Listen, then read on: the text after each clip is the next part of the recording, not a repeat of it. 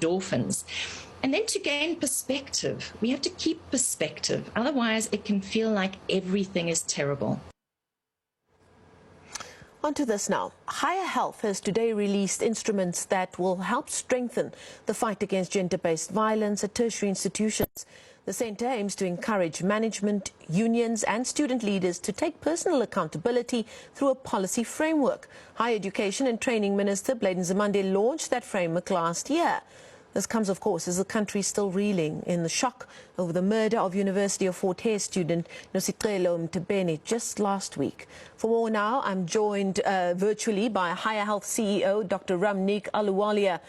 Thank you so much for your time this evening, Professor.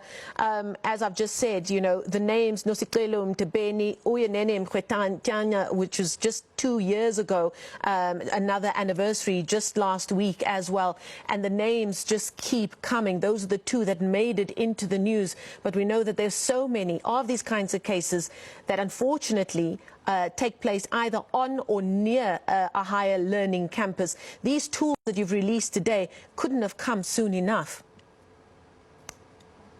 No, you're right. Thanks, Masala, for the opportunity.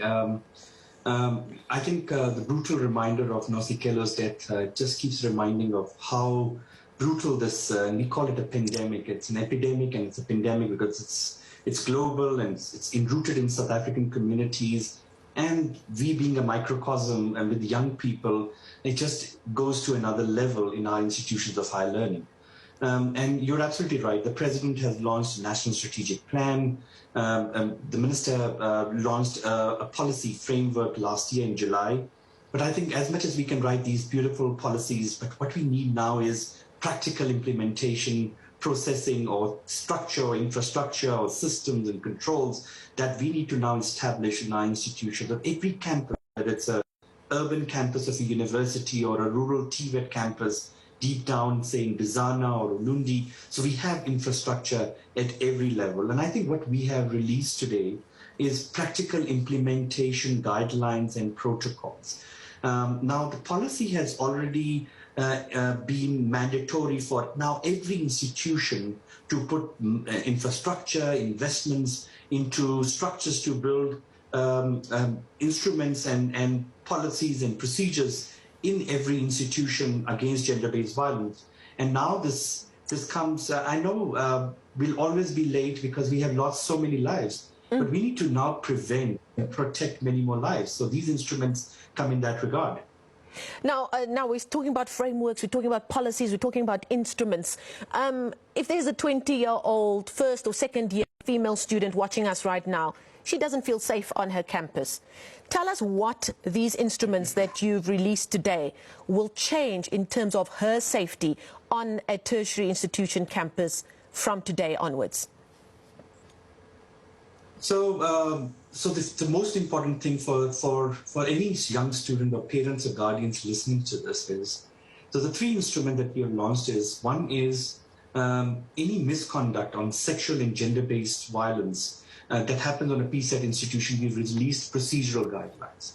And when we speak about procedural guidelines, it talks about building safe rooms, securing evidence, youth-friendly reporting services, survivor-friendly, so that any young person who has to report needs to be given that comfort to report a case of a sexual and gender-based violence.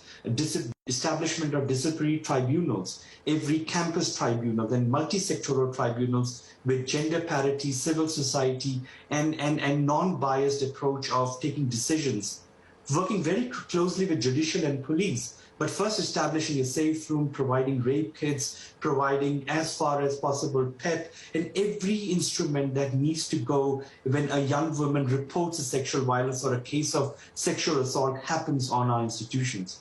And these are followed by protocols of code of ethics, protocols on rape, and which means infrastructure, systems, controls needs to be established at every campus level to make reporting survivor friendly. Lastly, prevention. I think this all is once these things happen, and we know these things happen. But from the prevention perspective, the biggest infrastructure that we need to put, and we are putting, and we've already done that from a year now, is and as far as it has to reach. We have enrolled about 500,000 young people into a curriculum on gender-based violence. And we need to now establish how this peer-to-peer curriculum can establish for awareness on gender-based violence, a movement like we build structures of peer education in our institutions against HIV, we build student volunteers against COVID pandemic, and how we can now, through survivors, through people coming out, make awareness of gender-based violence. The aim is we need to pick an abusive relationship far more early. And if we can, and we can intervene very quickly, we can prevent another Nosikelo to happen, because at this moment, people who are suffering with domestic violence, with partner violence, and sexual violence, and sex for marks, if they can in early stages understand they are in a relationship of abuse and can seek help, that is exactly where we want to approach at this moment.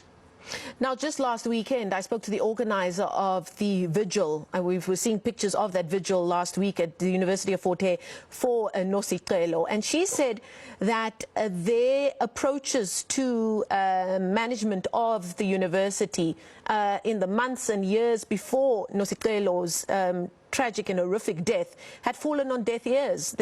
When they had a protest to try and bring gender-based violence to their attention, a silent protest, the cops were called on them. What is going to be done to ensure that tertiary institutions don't just pay lip service to this policy framework that's been given to them and are actually going to implement these instruments? Where will the accountability come in from that regard? So through the Department of Higher Education Training and under the guidance of the Minister, these are clear directives to every institution of higher learning.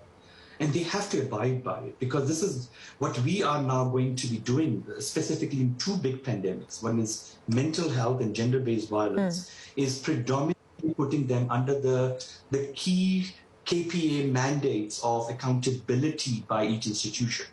There's another protocol and a guideline that's going to be released later this year, and that's called Safety Campus Audits. And with the help of United Nations Women, we are building this campus safety audit so that audits can be created, work can be more auditively put together. So these are not just words or policies or implementing frameworks or guidelines or protocols. These are practical instruments that have to be now put in place as per directives from the department.